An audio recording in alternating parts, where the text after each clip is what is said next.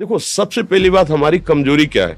हम परेशान हो जाते हैं। संसार में देखो तो परेशान, परमार्थ की तरफ देखो तो हम परेशान हो, ये हमारा आदत स्वभाव बन गया परेशान होना। थोड़ा सा धैर्यवान बनो, गंभीर बनो। कोई भारी से भारी विपत्ति में परेशानी स्वीकार करके विपत्ति से थोड़ी निकला जाता। सुलझो, ठीक है, ये विपत्ति आई, समस्या आई, इसका समाधान होगा। ऐसा थोड़ी कि हमें नष्ट कर देगी। अगर अभी हमारी बड़ी हानि हो जाती है, हम कल इससे बड़ा लाभ प्राप्त कर सकते हैं। हमको एकदम बिल्कुल गंभीर रहना है, इतने कमजोर नहीं बन जाना। अब वो गए तो क्या होगा, अब वो वस्तु गई तो क्या, पद गया तो क्या होगा। प्रयास किया था, ये पद मिला था, इससे बड़ा पद प्राप्त करूंगा, मैं इससे बड़ा महान बनूंगा। ठीक है, एक बार गिर गया, गलती हो गई, दंड भोगूंगा, फिर इससे ज्यादा संयम में रहूंगा। बिल्कुल, मतलब एकदम फ्रेश दिमाग रखना चाहिए। और अपने लोग क्या है, जरा सी बात में एकदम पछड़ा कर लेते हैं, एकदम कमजोर हो जाते हैं। ये बिल्कुल ठीक नहीं है। हम जीवन भर की यात्रा की बात कह रहे हैं, भारी से भारी कष्ट में भी मुस्कुराना, तो हमें बल मिला है, हमें भगवान की कृपा का दर्शन हुआ है, हमें उनका दुलार दिखाई दिया है। अगर ऐसे तो भाग जाते, फिर परमार्थ में थोड़ी चलना होता है। आज जो आप सुन करके लाभ लेने की चेष्टा कर रहे हो ना, ये केवल प्रवचन नहीं है, ये जीवन है। अगर ये जिए ना होते ना, तो ये इसका प्रभाव नहीं पड़ता, फिर वाणी का प्रभाव नहीं पड़ता। हम इसीलिए कहते हैं, जैसे आप लोग एकदम परेशान हो जाते हैं, तो बोलो क्या हमसे ज्यादा परेशानी होगी? दोनों किडनी खराब, दवाई लाने के लिए पैसे नहीं, पानी रखा है हम उठ के पी नहीं सकते, भीषण शरीर में कष्ट, भीषण बुखार, क्योंकि किडनी फेल, जरा में बुखार, खाने को क्या, रोटी मांग के लाओ। अगर वहां सब्जी मिलती है तो लाल मिर्च ऐसी पड़ के मिलती थी कि वो पा नहीं सकते थे। आप सोचो, पानी लाना है तो मुझे लाना है, पीना है तो मुझे पीना है। अगर मैं हारता तो कहां पहुंच जाता, क्या स्थिति होती? नहीं, मरना है, पर कदम पीछे। कोई दिन ऐसा नहीं जिस दिन सेवा ना की हो, जिस दिन सेवा ना गए हो। गुरु जी की सेवा में जाना है, पहले अपने को स्वस्थ साबित करना है, नहीं वो सेवा नहीं लेंगे। तुम बीमार हो, तुम कष्ट में हो, ऐसे उनकी दृष्टि परेशान थे, उनकी सेवा की, आके लेट गए। फिर हिम्मत की, अपनी श्री जी की सेवा की, मधुकरी नहीं गए, 3-3, 4-4 दिन भोजन नहीं गए, पर सेवा नहीं छोड़ा, दिनचर्या नहीं छोड़ी।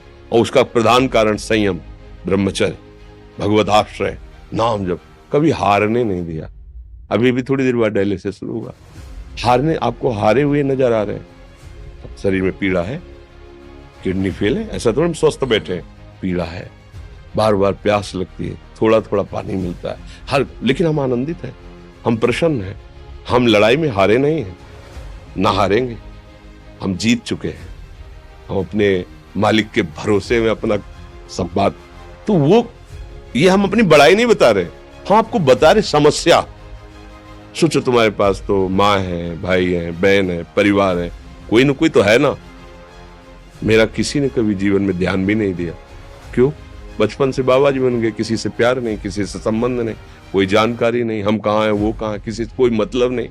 अच्छा, जवान साधु कौन श्रद्धा करे?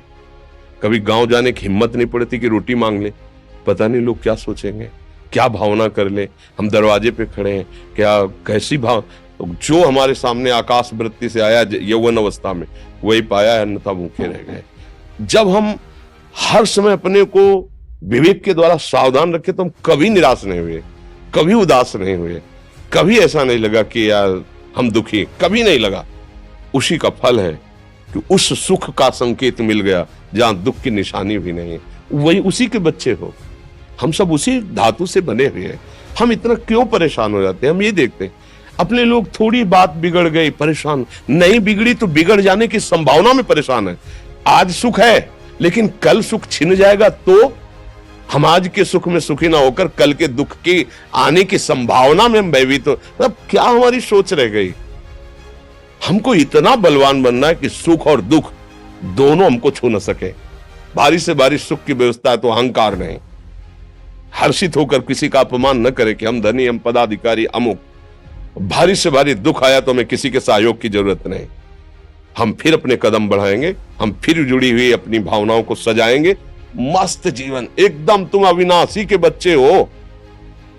शेर का बच्चा भेड़ों के बीच में फंसकर म्यों म्यों बोल रहा है, बस अगर दहाड़ना सीख जाए तो कोई भी उसे परास्त नहीं कर सकता।